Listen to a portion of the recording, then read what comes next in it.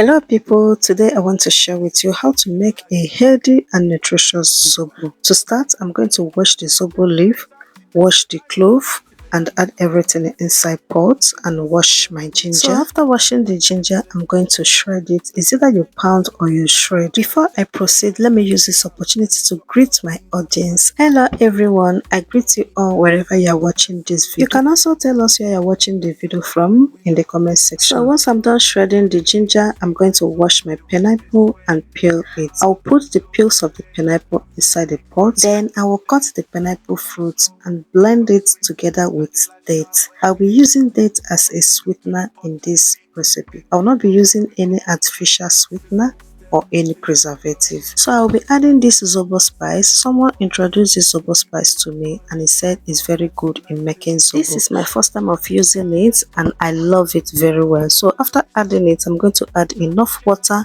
stir very well, cover and allow it to cook until it boils very well. Now back to the pineapple fruits. I'm going to cut them into smaller chunks, add them inside a blender together with dates. As I said, I'll be using dates as my sweetener. I will not be using any artificial sweetener. After blending, I'm going to extract the juice from the chaff, throw away the chaff and keep the juice inside fridge while I wait for the zobo to boil. If you are coming across this channel for the first time, you are highly welcome. Please subscribe, like and share my video and join the family. Thank you. Now that the zobo has boiled, I'm going to stir it and extract the juice. If you still want more juice, you can add more water to the pot and cook it again to boil. But since I don't need more juice, I'll proceed to sieve the juice again to make sure that there is no particle in it. Once I'm done with that, I'm going to add our pineapple juice. Then I will stir it and taste, and the taste was really awesome. So I'm going to set it aside to cool down before I will not transport them into the containers.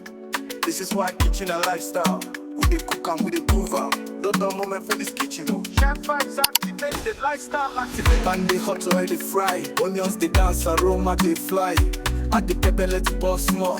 Now this kind taste go make you fall in chai kitchen and lifestyle. Now, can you take 2 minutes of your time to like and share this video? So after transporting the juice into the container, I'm going to wash up the container in case if there is any debris of the juice. See me here shouting, your sweet zobo is ready. I really appreciate you for watching to this end. I will see you again in my next video. Bye bye.